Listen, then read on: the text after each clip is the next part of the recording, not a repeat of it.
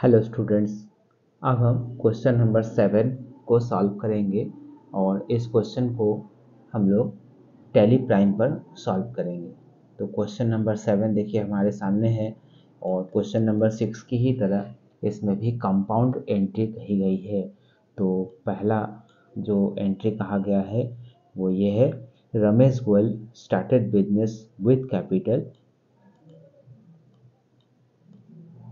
मतलब कैपिटल तो है और कैपिटल में किन चीज़ों का समावेश किया गया है वो है कैश, बिल्डिंग, कंप्यूटर, मशीन और फर्नीचर।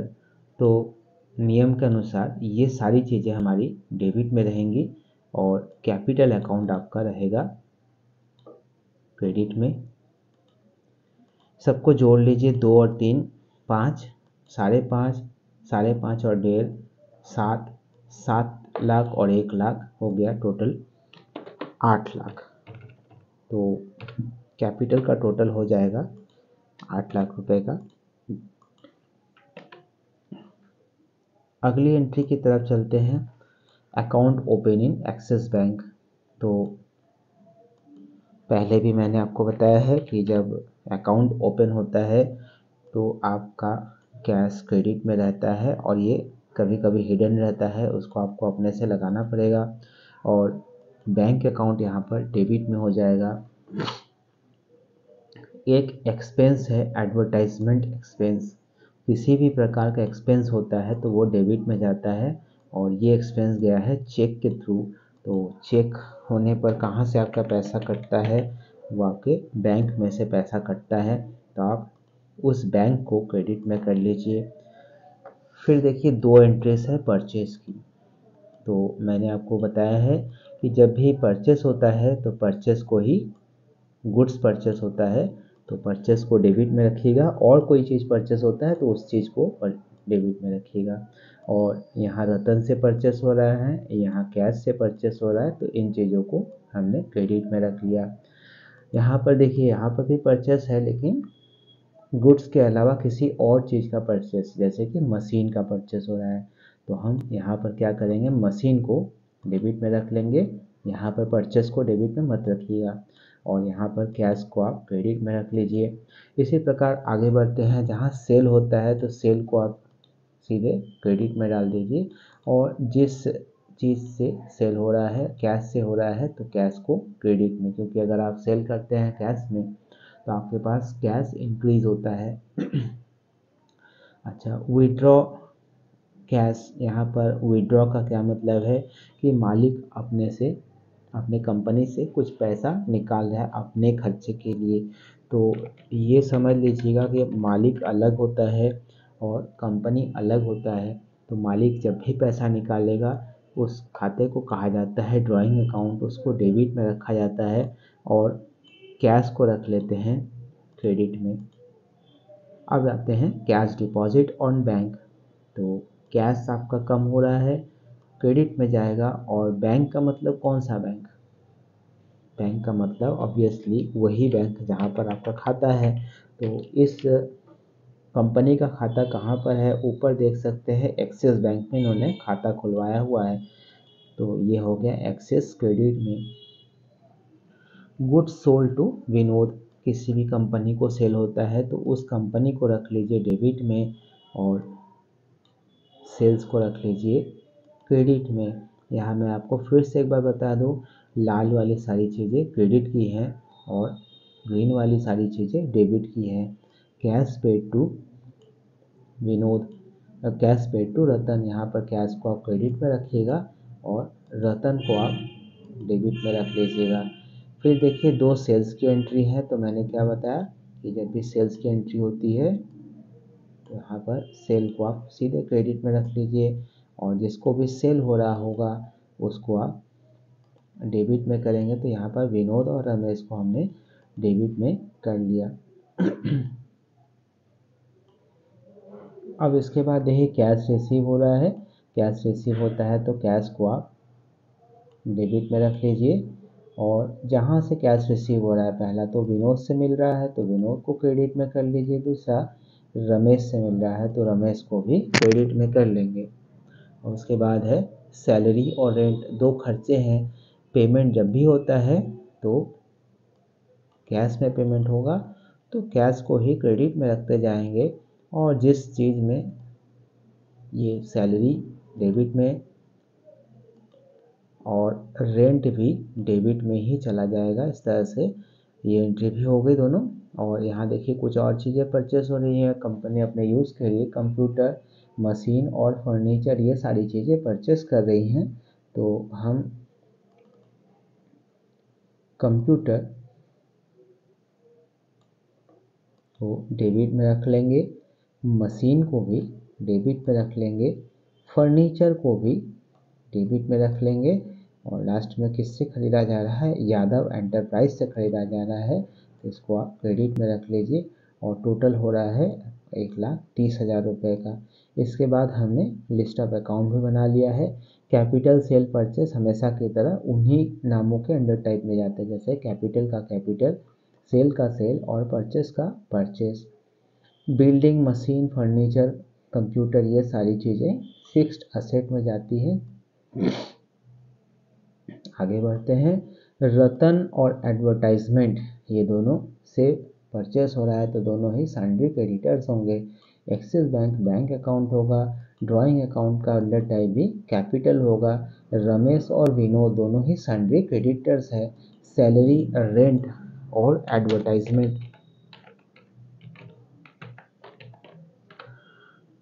एडवर्टाइजमेंट ये तीनों इनडायरेक्ट एक्सपेंसेस में जाएंगी। तो यहाँ पर सारे अकाउंट्स को भी हमने कैटेगराइज कर लिया है, और जो हमारा वेस्ट बुक था उसको हमने सिंबॉलिक रूप से जर्नलाइज्ड भी कर लिया है। हमने जर्नल बनाने में समय नहीं नष्ट किया है, डायरेक्ट हमने छांट लिया है कि कौन सी चीज़ें डेबिट में जानी चाहिए और कौन सी चीज़ें क्रेडिट में जानी चाहिए। चलिए अब हम टैली प्राइम को ओपन कर लेंगे।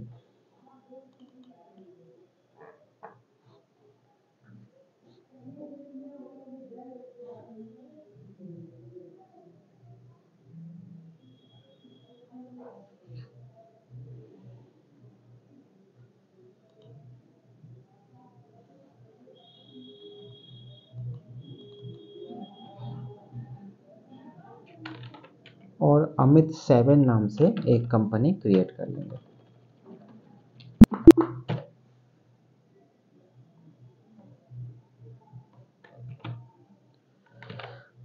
अब हाँ, यहाँ पर आप देखिएगा, पहले लिस्ट ऑफ अकाउंट को देखते हुए हम सारे अकाउंट्स को आज तैयार कर लेते हैं। ये हमारा लिस्ट ऑफ अकाउंट सामने है।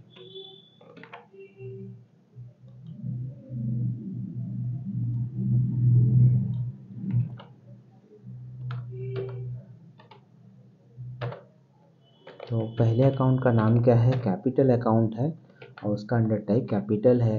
दूसरे अकाउंट का नाम है सेल्स अकाउंट और उसका अंडर टाइप क्या है, सेल्स अकाउंट का अंडर टाइप सेल्स हो गया। इसी तरह से अगले अकाउंट का नाम है परचेस अकाउंट और उसका अंडर टाइप परचेस हो गया। फिर देखिए बिल्डिंग, मशीन, फर्नीचर और कंप्यूटर है जो कि चारों फिक्स्ड एसेट में जा रही है। तो हम पहले बिल्डिंग अकाउंट और इसका अंडर टाइप डाल देते हैं फिक्स्ड एसेट्स। मशीन भी फिक्स्ड एसेट में, फर्नीचर भी फिक्स्ड एसेट में, कंप्यूटर भी फिक्स्ड एसेट में। चलिए चारों अकाउंट्स और बन गए हमारे, टोटल 6 अकाउंट 7 अकाउंट हमने बना लिए हैं। उसके बाद देखिएगा रतन और यादव दोनों अलग अलग हैं, एक साथ लिखा गया है, दोनों ही सैंड्री क्रेडिटर्स में जाएंगे। पहले कंपनी का नाम है रतन और ये क्या है, एक सैंड्री क्रेडिटर, मीन्स इससे परचेस हो रहा है। तो चलिए सैंड्री क्रेडिटर रतन को बना लिया। और उसके बाद यादव एंटरप्राइज से मशीन, कंप्यूटर ये सारी चीज़ें खरीदी जा रही हैं, तो ये भी एक सैंड्री क्रेडिटर होगा। उसके बाद एक्सिस बैंक अकाउंट आता है। एक्सिस बैंक अकाउंट किस प्रकार का अकाउंट है, कोई भी बैंक होता है तो उसका अंडर टाइप बैंक अकाउंट में डालेंगे।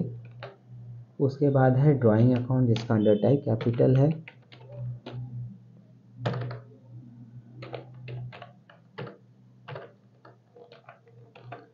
उसके बाद है रमेश और विनोद जो कि संडे डेप्टर्स हैं, इन लोगों को सेल हुआ है।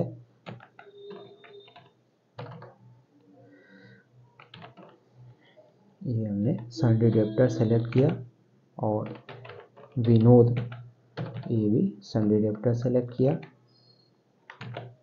फिर उसके बाद है सैलरी, रेंट और एडवर्टाइजमेंट, ये सब इनडायरेक्ट एक्सपेंसेस में जाएंगे।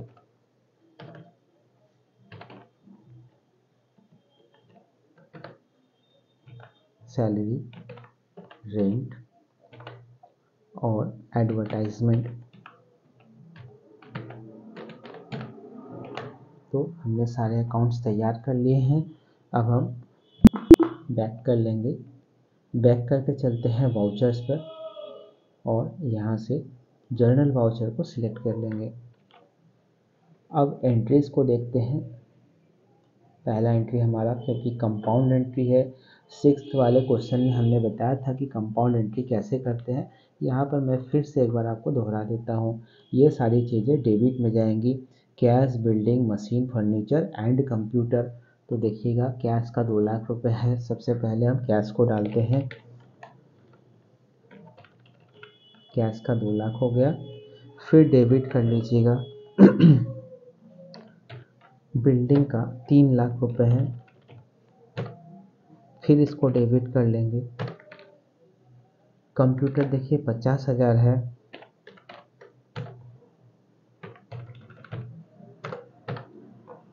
फिर डेबिट कर लेंगे।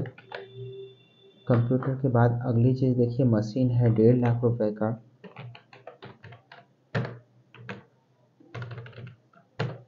फिर डेबिट कर लेंगे और फर्नीचर को सिलेक्ट करेंगे। फर्नीचर देखिए 1 लाख रुपए का हो जाएगा।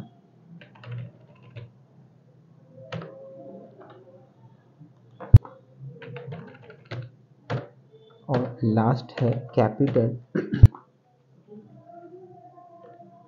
कैपिटल खुद ही जोड़ करके 8 लाख रुपए का आ जाएगा। इसके बाद अगली एंट्री की तरफ चलते हैं। अगली एंट्री है account opening axis bank. Axis bank debit में और कैश क्रेडिट में जा रहा है।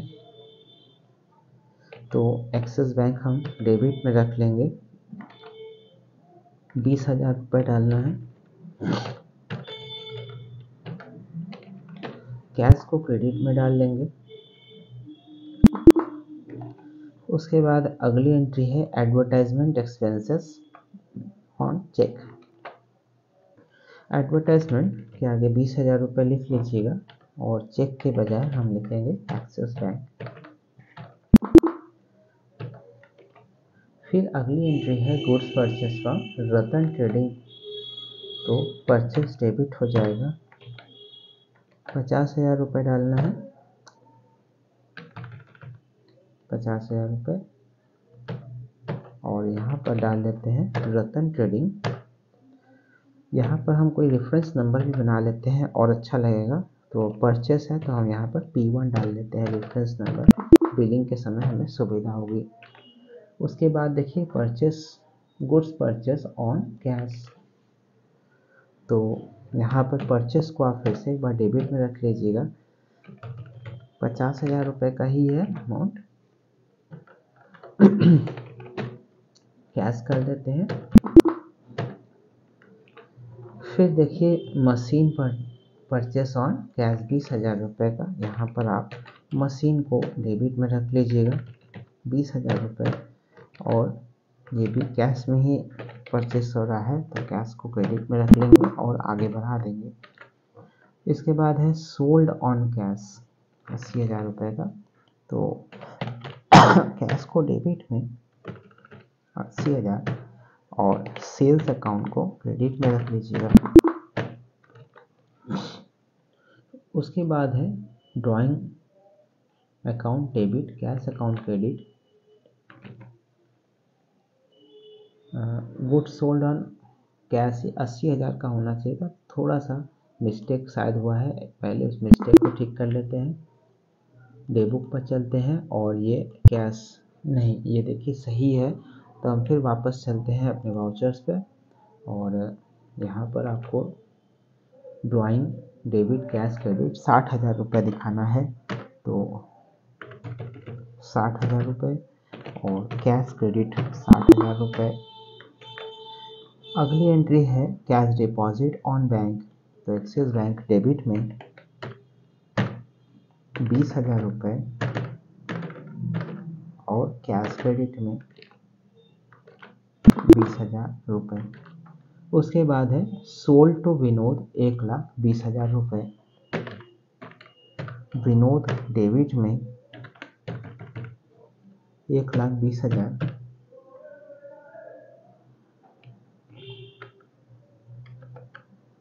यहाँ पर हम एक न्यू रेफरेंस ले लेते हैं और क्योंकि सेल का बिल है तो सेल्स 1 S1 बना लेते हैं और यहाँ पर सेल्स डाल देते हैं। उसके बाद है कैश पेड टू रतन। तो रतन तो डेबिट में हो जाएगा, कैश पेड है 50,000 रुपये। अब यहाँ पर देखिएगा बिल नंबर के लिए पूछ रहा है अगेंस्ट रेफरेंस। अब रतन का क्योंकि एक ही बिल है जिसका नंबर था P1 और ये 50,000 का ही था और यहाँ पर हम कैश को डाल लेंगे। रतन का अमाउंट देखिए फ़िलहाल ये 0 हो गया है क्योंकि 50,000 इनका बकाया था जो कि चुका दिया गया है। उसके बाद है गुड सोल्ड टू विनोद 80,000 रुपये का। तो फिर से एक बार विनोद को हम डेबिट में रखेंगे 80,000 रुपये और यहाँ पर एक न्यू रेफरेंस बना लेंगे। हमारा सेकंड वाला सेल्स का बिल है तो हम S2 कर लेते हैं और सेल्स यहाँ पर 80,000 का। विनोद के आगे देखिए 2 लाख रुपए का आउटस्टैंडिंग अमाउंट दिखा रहा है, मतलब अब विनोद पर 2 लाख रुपए का बकाया हो चुका है। पहले का 1,20,000 रुपये और अब 80,000 रुपये। उसके बाद आते हैं सोल्ड टू रमेश, ये भी 80,000 रुपये का है। तो रमेश डेबिट में हो जाएगा और ये 80,000। यहाँ पर फिर से एक बार न्यू रेफरेंस ले लेंगे और S3 नाम का बिल तैयार कर लेंगे। ये हमारा सेल्स का बिल अगला।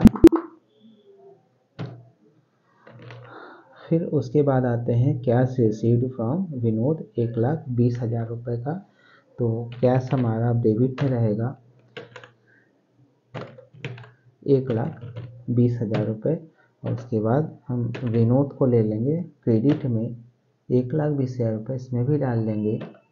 देखिएगा अब अगेंस्ट रेफरेंस बता रहा है यहाँ पर, तो हम कौन कौन से बिल्स को लेना चाहते हैं। देखिए 2 बिल्स है, एक 1,20,000 का और एक 80,000 का। तो हम 1,20,000 वाले को किसी को भी सिलेक्ट कर सकते हैं, मतलब जिस बिल का पेमेंट दिखाना है। तो S1 वाला बिल हमारा कंप्लीट हो गया है। कैश रिसीव्ड फ्रॉम रमेश, तो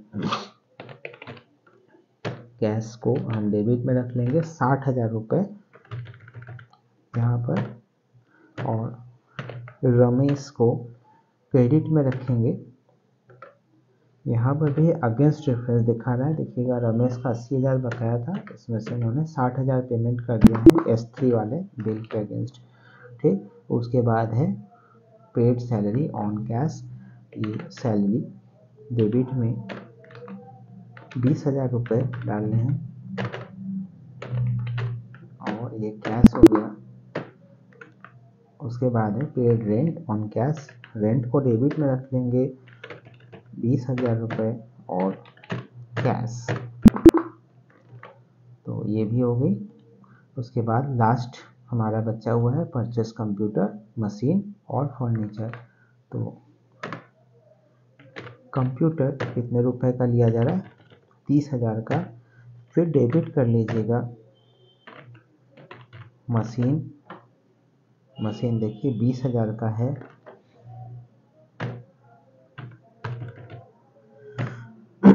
फिर डेबिट कर लीजिएगा फर्नीचर देखिए 80,000 का है और किससे लिया जा रहा है, यादव एंटरप्राइज से 1,30,000 रुपये का।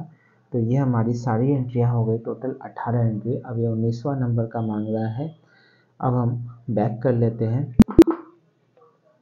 बैक करके एक बार डे बुक हम ओपन कर लेते हैं और कंप्यूटर से कीबोर्ड से Alt F1 दबा लीजिए। तो ये सारी एंट्रीज अब खोल करके दिखा रही हैं। अब हम थोड़ा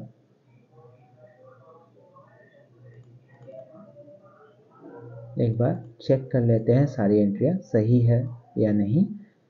ये देखिए पहला एंट्री हमारा कैश बिल्डिंग मशीन फर्नीचर का आ जा रहा है।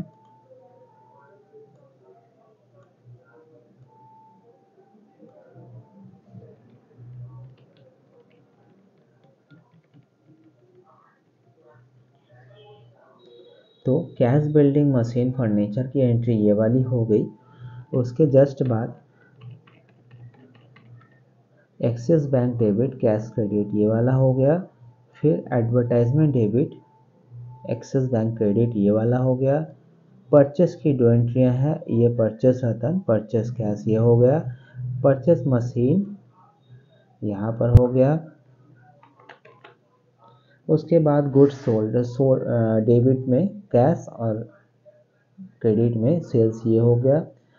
ड्राइंग डेबिट कैश क्रेडिट ये वाला हो गया।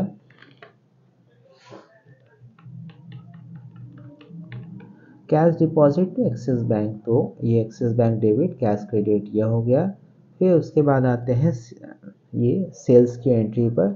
विनोद डेबिट में सेल्स क्रेडिट में 1,20,000 रुपये का हो गया। फिर आते हैं कैश पेड टू रतन, ये रतन डेबिट में कैश क्रेडिट में ये वाला 50,000 का हो गया। फिर आते हैं sold to Vinod, Vinod debit sales credit ये वाली एंट्री हो गई।